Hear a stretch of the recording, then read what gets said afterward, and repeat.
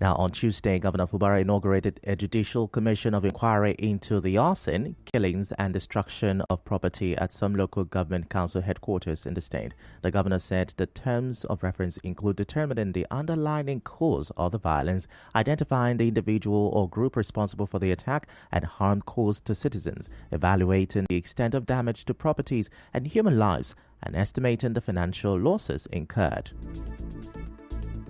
Let me line your terms of reference. 1. Determine the underlying cause of the violence and identify the individual or group responsible for the attack on some local government council headquarters and the harm caused to citizens. Evaluate the extent of damage to properties, infrastructures, and human lives and estimate the financial losses incurred. 3. Examine whether the violence was politically motivated, or if so, identify the key players and their roles in instigating the violence.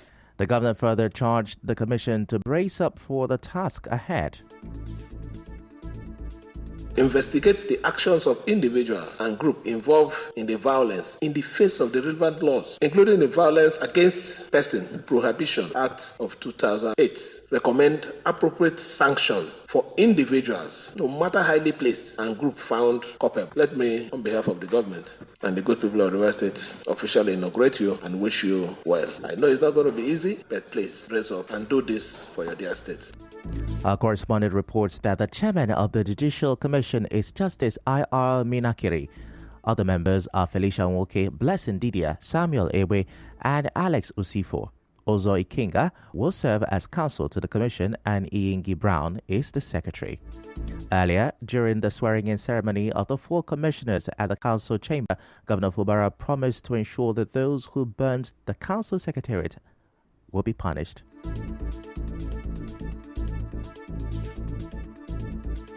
I won't encourage any one of you to follow them with violence. No, we're carrying a basket of egg in our head. So we need to follow them with carefulness and, in fact, wisdom. We want to also let the state know that what has happened after the election, we are not going to allow it to go uninvestigated. I strongly believe with the support and cooperation of the Nigerian police and the state's DSS, we will unravel those behind the asset and make sure that they account for the atrocity. The governor reminded the new commissioners on the need to ensure the eradication of oil theft and pipeline vandalism. The funds that is being generated from oil production is not sufficient to tackle the challenges of Nigeria, and every hands are on deck to make sure that there is increase in production. Our focus here, not minding the distraction, will not be different. You all have to work with us to make sure that we curb this issue of oil theft and pipeline vandalization. It is the only way the allocation will increase and more will also come to our state, and more progress will also be achieved in this state.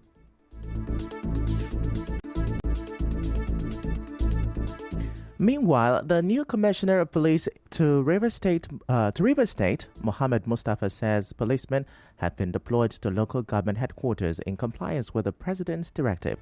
CP Mustafa said this in his maiden press briefing after taking over as the 46th commissioner of police in River State.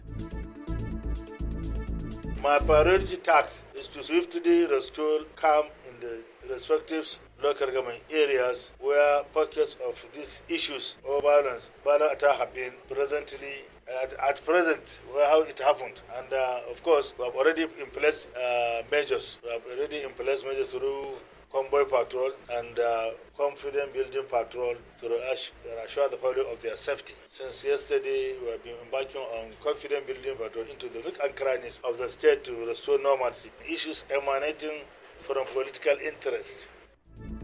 The new CP said he will adopt intelligence policing and collaborate with other sister agencies to secure River State. Correspondent Yobiorowara reports that CP Mustafa warned that he will not tolerate corruption, abuse of power, or misconduct by officers in the command. CP Mustafa vowed to tackle cultism, violence, and illegal oil bunkering activities.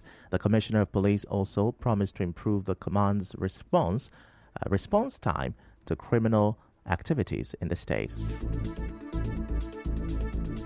In the meantime, the former caretaker committee chairman of Asari Toro local government area, Orolosama Amakri, has joined to condemn the burning of the 3 local government offices in River State. In a statement, he said the attacks, which coincided with the handing over ceremony for incoming council chairman, have raised suspicions. Ms. Amakri urged the perpetrators to reconsider their actions, highlighting that their destruction harms everyone, especially local government workers who rely on these structures. He emphasized that these workers are the very people they claim to protect, yet their salaries are being jeopardized by such actions. Despite these disruptions, Mr. Makri reassured the public that Governor Fubara will continue to prioritize the timely payment of workers' salaries. He called for unity and support for the governor's effort to strengthen the state. Still to come, federal government sets up panel to renegotiate with ASU. Stay with us.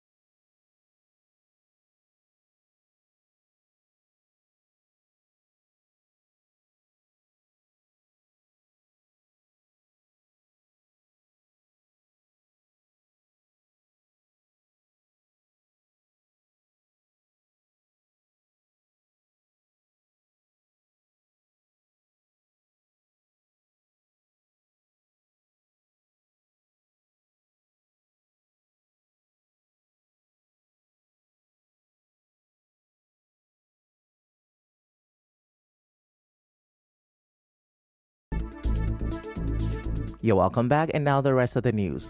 The Supreme Council for SIM Worldwide has hailed Governor Fubara and Risiek for ensuring the conduct of last Saturday's local government election in River State. The coordinator of Supreme Council for SIM, Simeon Onuchukwu, at a media briefing in Port Harcourt described the election as a liberation of the state and its citizens.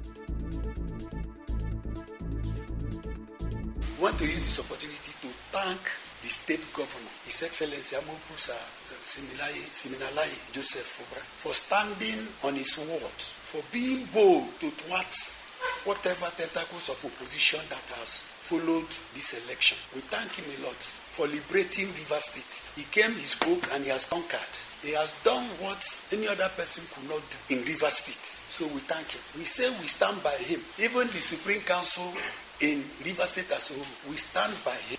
And as you can see, the whole River State is with him.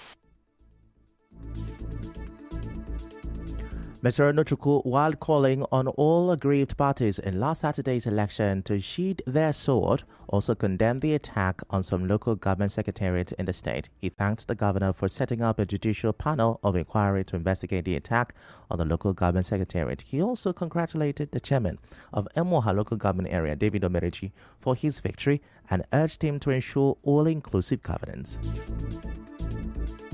As God may have it, he came victorious in the last Saturday election. We thank God for his victory, and we want to use this opportunity to remind him that we are still behind him. As others are behind him, so also we are behind him. And we want to call that He should be all-inclusive in all he's doing. He should know that we are one. And in the local government, we are expecting that we work together. In everything, appointment, empowerment, in everything, we plead with the local government chairman to look inward and make sure that everybody is affected in his government, as we will continue to pray for him for good governance.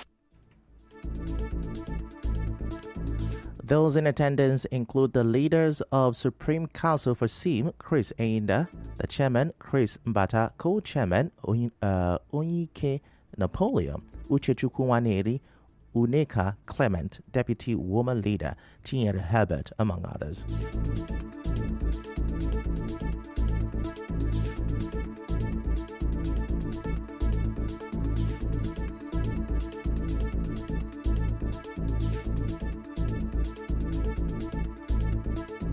In another development, the chairman of Oyibo Local Government Area, Gift Okere, says his administration will focus on community cohesion, education, security, empowerment, healthcare, delivery, agriculture, increased revenue generation, and general infrastructural and human capacity development. Speaking during his inauguration as the 7th executive chairman of the local government area, Dr. Okere said he will begin a thank you visit to the 10 wards. He dissolved all ad hoc and standing committees, active or inactive. He announced a 3-month tax waiver across the board till 31st December 2024. Dr. Okere also said an environmental sanitation committee will be constituted to quickly open and desilt the drains from Mbano Camp Junction in Oyibo Urban via Old Aba Road through Afam Road to Okoloma. He said 100 environmental marshals, 10 from every ward, will be employed for this assignment, as well as for the regular clearing of bushes along Afam Ukunta Ibweru Road, Umosi Ibweru Road, Obuku Obete Road, Omwabai Akwete Road, and Omwabai Okwale Road.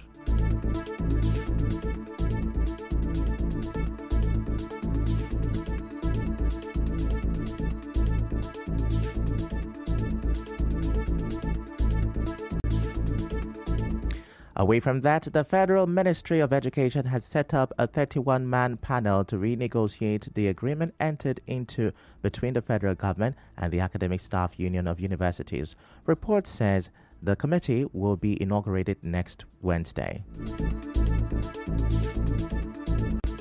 We go on another short commercial break.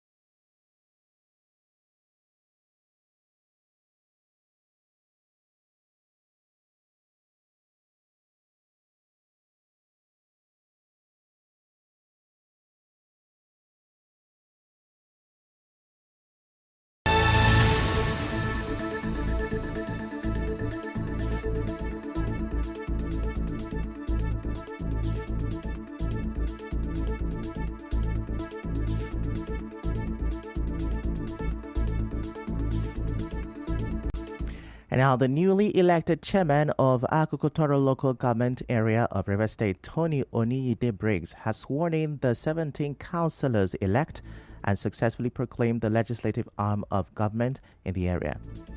Mrs. Oneide Briggs, who addressed the large crowd that turned out to welcome her at the Akokutoro Council headquarters in Abonema shortly after the swearing-in ceremony, promised to run an all-inclusive and people-friendly government. The newly elected chairman of Akolga during the swearing-in of the councillors charged them to emulate the peaceful disposition of Governor Siminalayi Fubara, even as they are expected to make laws that will promote the development of the local government area.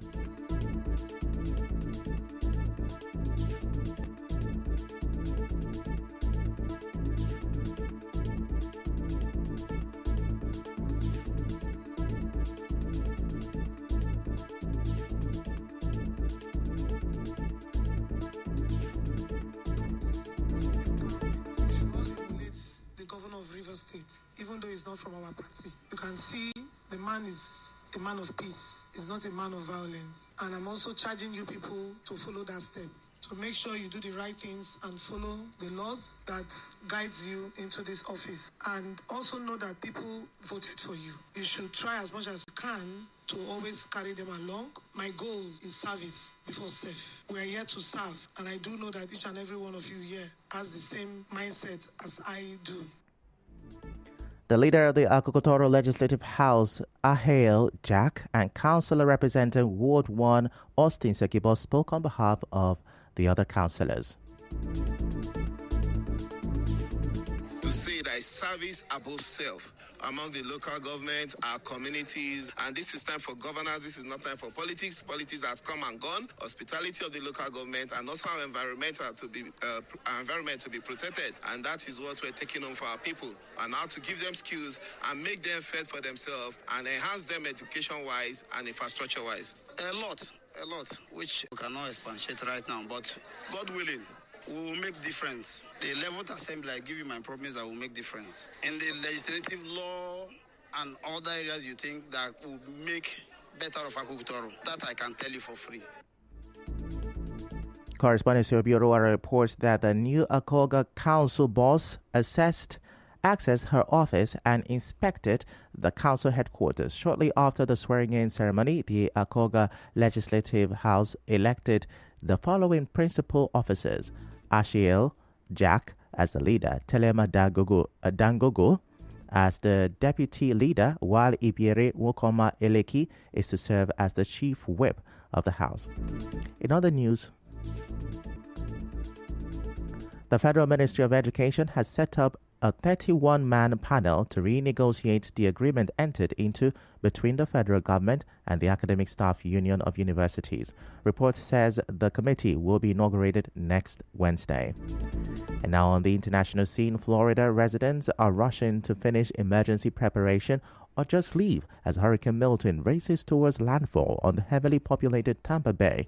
Milton is currently a Category 5 storm, packing ferocious winds of up to 270 kilometers per hour. It is expected to hit with full force on Wednesday night, less than 2 weeks after the state was struck by the devastating Hurricane Helene.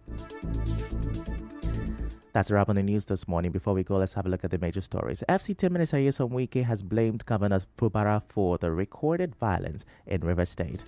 Governor Fubara sets up Judicial Commission of Inquiry on Destruction of Council Secretariat. On the foreign scene, Florida faces matter of life and death as Hurricane Milton closes in. The news was edited by Chioma Ezenwafo. To reach the news team, send an SMS or WhatsApp to 0808-721-7215. I'm Ifechukwu Moyele. Many thanks for listening.